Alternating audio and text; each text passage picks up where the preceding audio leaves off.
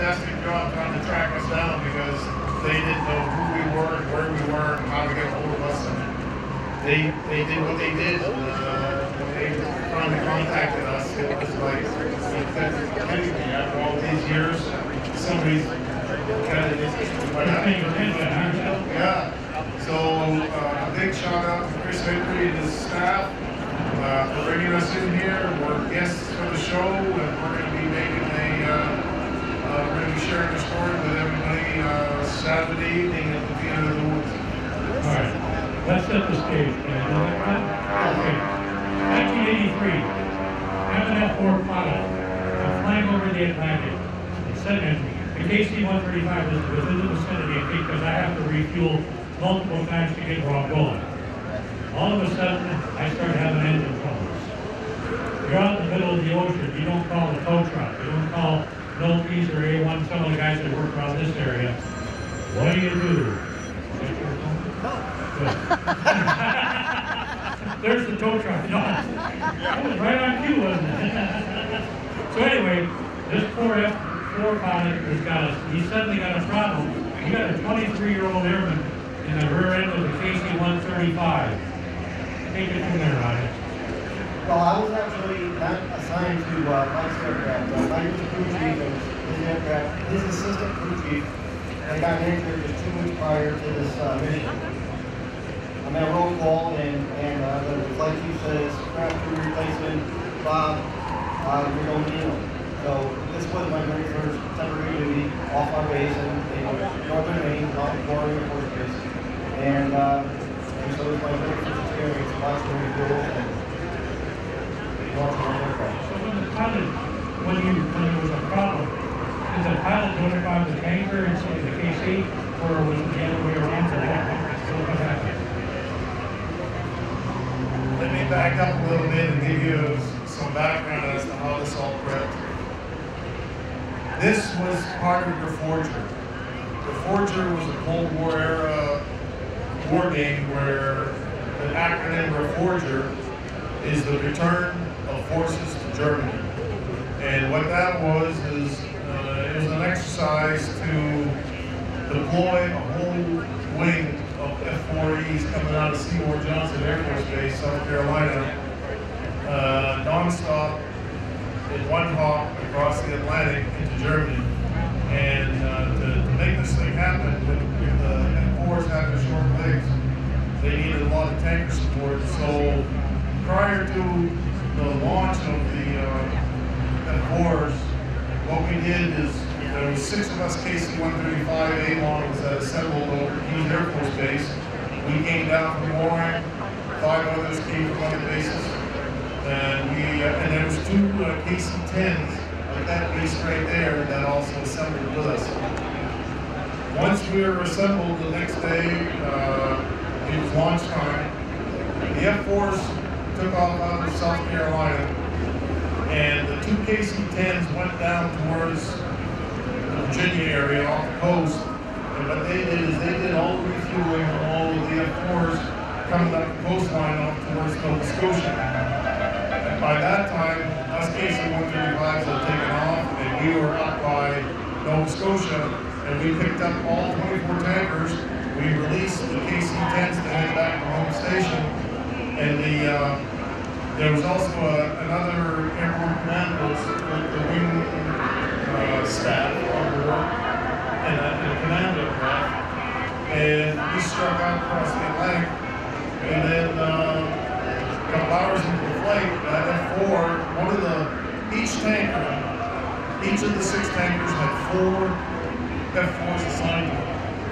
And one of ours lost an engine, and his other engine started overheating. And when he was overheating, he had to reduce the amount of power into that engine, and he no longer had enough thrust. He no longer had enough thrust to maintain level flight, and he was in a slow sink. When the package commander had assigned that crippled aircraft to turn left and head for the closest piece of land, which was Gander, he and his wingman there turned left and they headed for Gander as best they could. There was a few minutes of conversation conversation where the package commander talked with the others, and they took our 2 remaining tankers, reassigned them to the other tankers that were staying with the package, and they told us to go get them, follow them in, get them into Uganda, and do the best that we could to support them. And that's what we did, and I'm going to share the mic with Kraft and I'll let him take it from there. But this, what I just told you, is a little bit of background of why and how this whole development took place with the Air Force. You set the stage, so to speak. When this happened, was the plane right away, did it go down to a 45-degree angle and the plane on this long? No, it wasn't at a 45. It was throwing me off because he had lost his flight controls as well. That's crazy.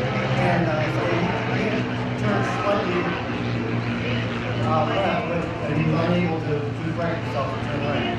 And so, as he's flying like this and losing altitude, he had made engine that he tried to keep the afterburner in his good engine to gain altitude. In doing so, he rotated his aircraft. And not very straight, he didn't know what attitude, aircraft degrees when he came around. So he says to his backseater, "We're going around, we're going to stay this way." So they were flying an angle this way and rotated and still losing altitude. This is when we got the call, and I had my headsets on at the time, and I heard him say, "Go get him." What altitude were they at that time?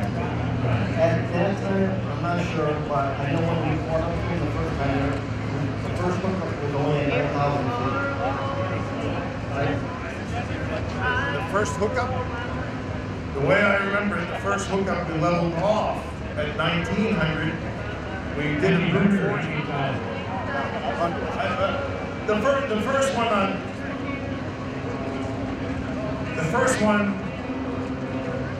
one was not the important one, because the first one, when we brought up the throttles, for whatever reason we did a brute force disconnect. The brute force disconnect is a we put too much stress on the boom nozzle by putting too much power on, and we basically pull the boom out of the receptacle.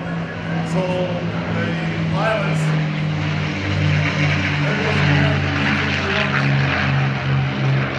so what happened was, when we did that brute force disconnect,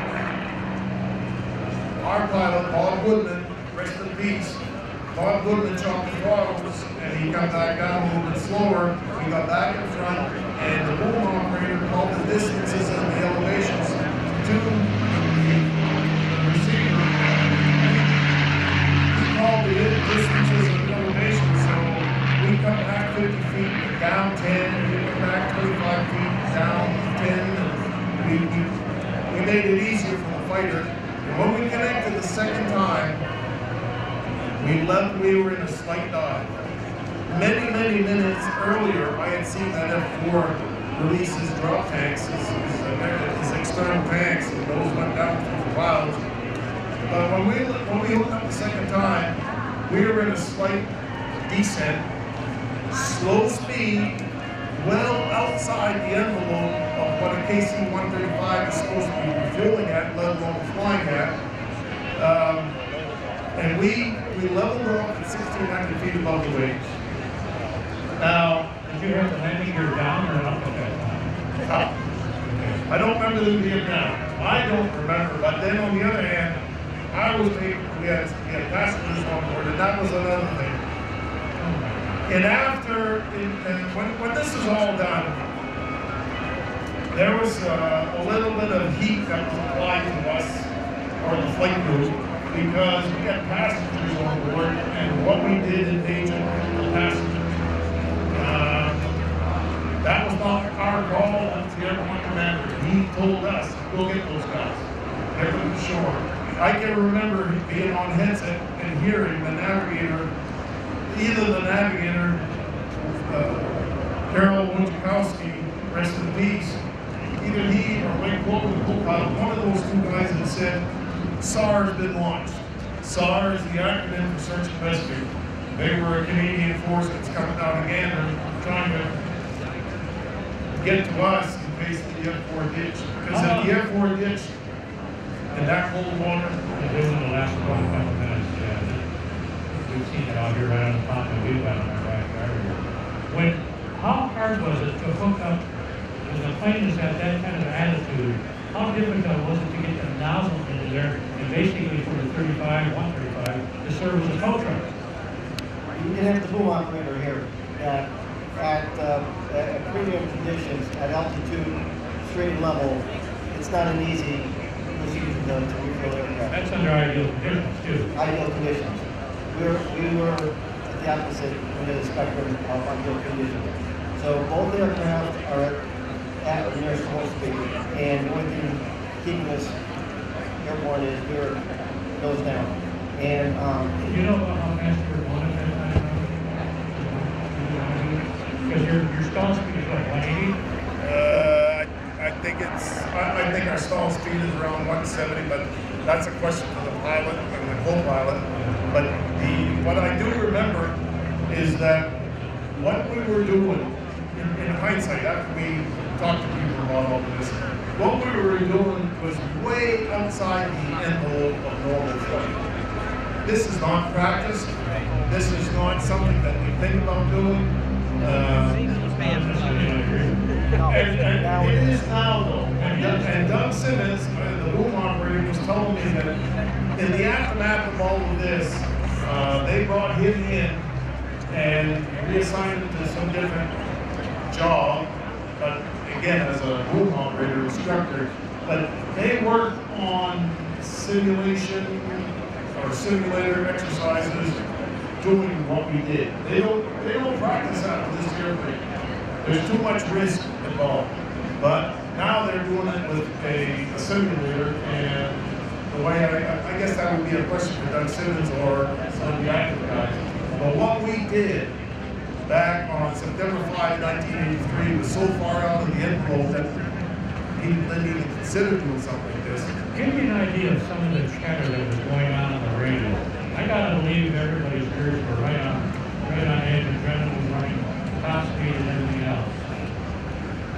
I would just like to say that this was, again, my first mission, and listening to the conversation that you were talking about between the entire flight crew, from the boom operator and specifically the pilot, their communication back and forth was so on point. You would think it was rehearsed or orchestrated. Their demeanor was so professional, calm, and very cool. And so I wanted to see this for the first time. And so they handled it so professionally. Professionalism was this was the high watermark for professionalism. I mean, it's really proud to be in the service at that time. And I didn't even realize we didn't do this every day. The whole time, I'm thinking, man, we have the coolest job in the world. But and then so this was a video game here. You had it was.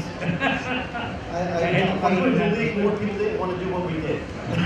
Let me put a little perspective on this. If any of you saw Candy Schultz at the Theater of the Woods on Wednesday, that's the Southwest pilot. They did that miraculous landing a couple of months ago when the window blew out. Candy tells the people who were on that plane tells a very similar story. It was like nothing was going on. She just talked to the controllers, everything was cool and under control. Training kicks in a situation like that. There was no excited voices, there was no screaming, there was no running around. The crew had a job. I would say change that in a hurry. Well, I'll tell you, and that's another thing. With those passengers that we had on board, I remember when anytime we're bringing passengers on an airplane, when the crew shows up, they come in, they do their pre-flight, they do the walk around, they get everything ready. Then another bus comes out, drops off the passengers, and the first thing that happens when the passengers get off the bus, or the boom operator goes on the bus and he gives them the briefing. This is what you do for this is what you do for that, and you know, it was pretty docile. But when things started, when we were in the chase to catch that cripple, we did a second briefing, and the tone was sit right there that moment. This is serious? Yes, you got it right. Sit down and shut up. There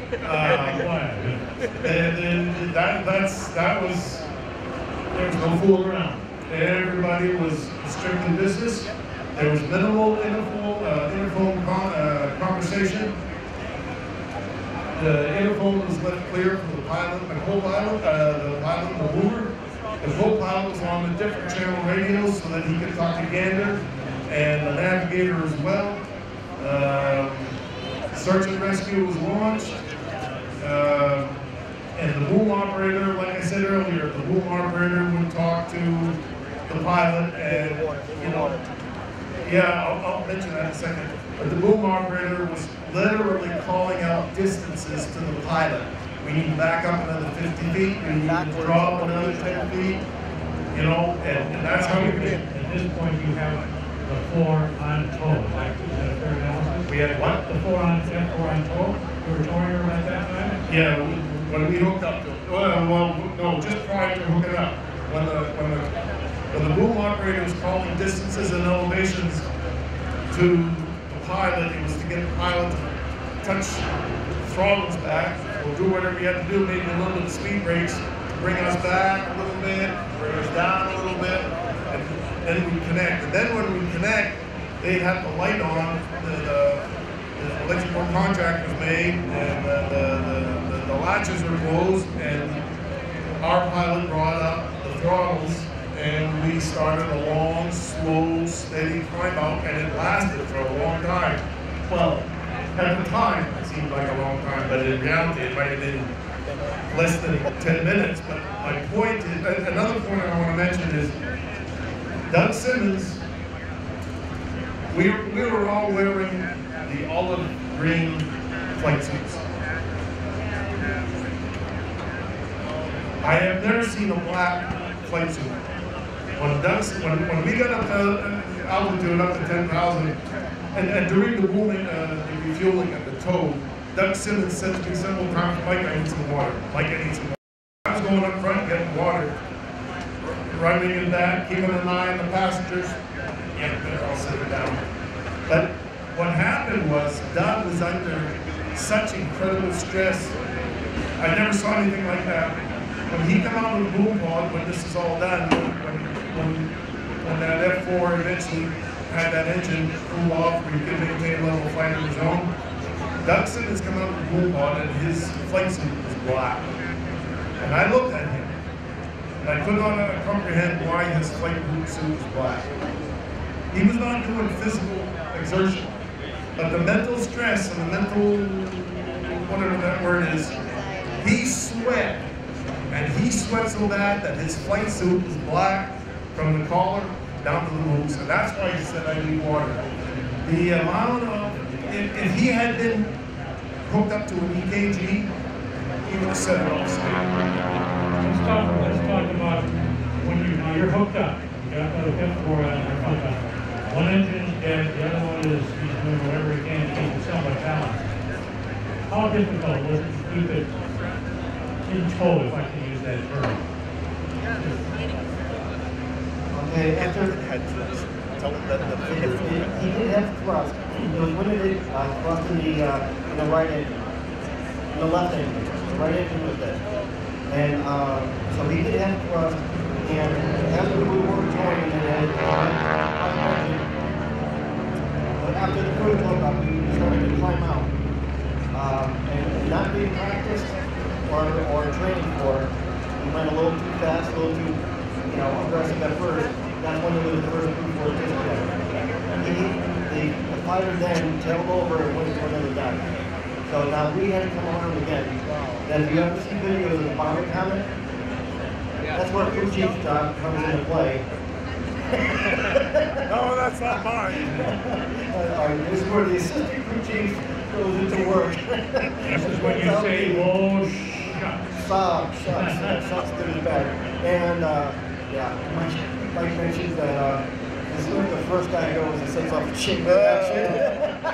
When you were coming into the base, I gotta let you guys go into because you got another question. Let's get to where we're coming into Loring and where you're, how long did you stay connected? Yeah, we went to Gander. Okay, so after this, the first hookup was break off. We hooked up the second time. That's when we let it go up to approximately 1,600 feet off the water. We could see waves spread. This is when the navigator looked over the shoulder of the co-pilot and said, "My God, we're close." So we were watching foam roll off the waves. We climbed out again, and this time gaining more experience and confidence, and the pilots were a little bit slower, a little bit less drastic. We got a little more altitude this time, and he still broke off again, and we had to go for a third hookup. I believe the second time, after the third hookup, Mike and I are running back and forth from the boom pod to the passengers to the cockpit to the passengers to the boom pod. At this point, we're on our third climb out. I was in the cockpit, and I watched my pilot roll one thumb on one throttle at a time. That's how much he was accelerating. So we couldn't break off again. There was no way over the air for it. Yeah. This is when we finally climbed out to. We eventually got up to 10,000. 10,000 feet. We leveled off. We had towed in long enough to where his other engine cooled off, and he slowly started climbing up the boom. He was actually pushing the boom back into the outer boom. At that point, we knew that he could sustain flight on his own.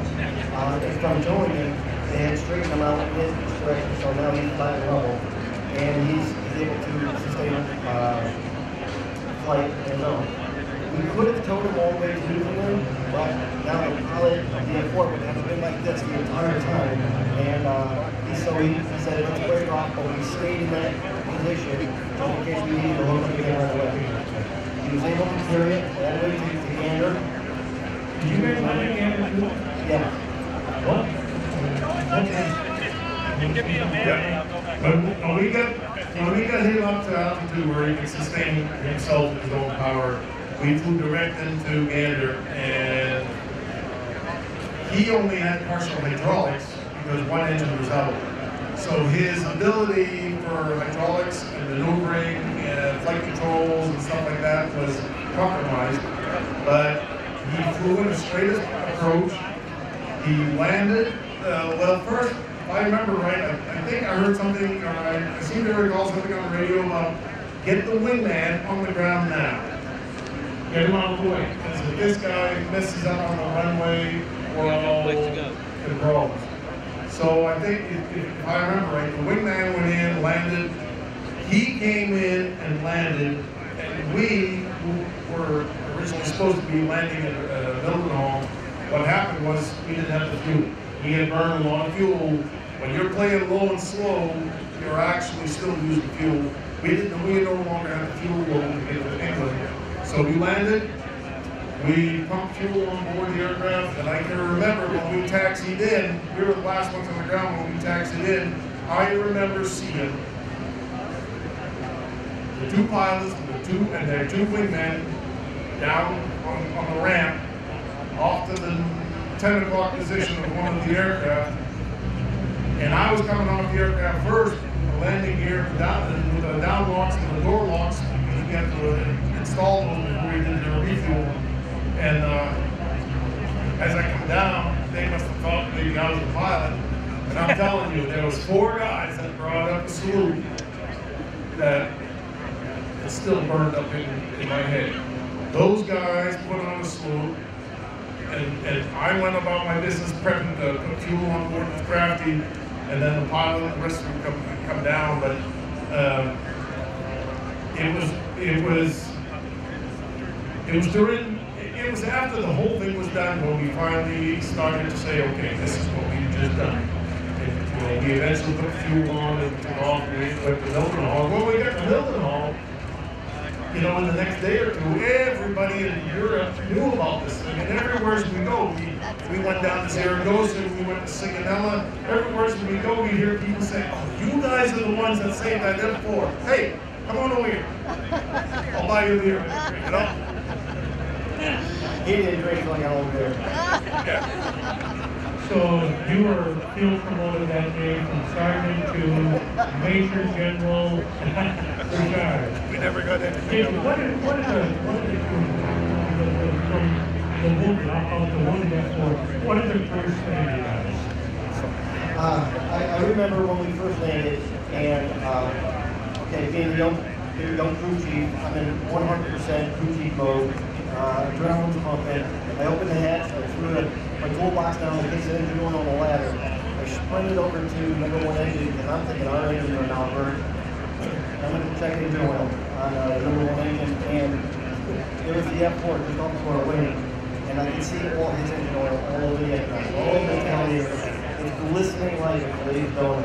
And at that point, the two pilots had just gotten out of their cockpit and they were talking to each other in front of the wing.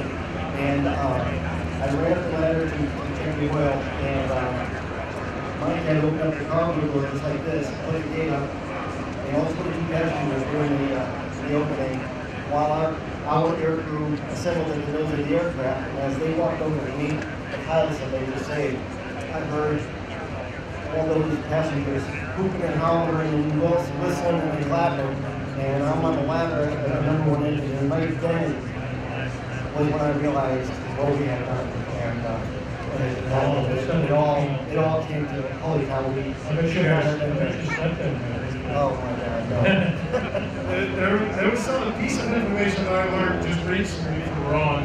Ron has been in communication with pilot Bob Goodman's wife. Bob, in his earlier years, had been a glider, pilot, instructor, or something. He was trained to tow gliders. Oh, okay. And that he had told his wife after the event that if it wasn't for that training, he never would have been able to pull this off. Listen, I gotta let you go in about 2 minutes. I want to talk quickly about the book you're writing, Hell Over High Water.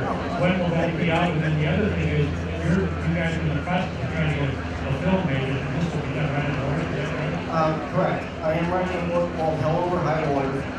I have a Facebook page for it.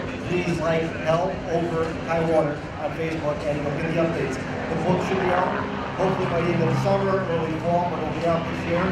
And we are currently working on the screenplay right now for the movie. We've talked to several. We've got a couple of A-listers that want to be involved in this movie, and yeah, it's going to be made to work out. They start filming as early as next year, and we're going to film the flightline right on Warren Air Force Base in May. Super. Yeah. I can't tell you how honored it is to have you guys here, and more so, what you guys did. I mean, there's no manual for that. There was no manual. There may be now. But back in '83, there was no manual for that. And when I read your story around, and Mike, I just went, I can't say it. But I was impressed. If I did that on the book, because of this mission, I mean, it happened 35 years ago this summer.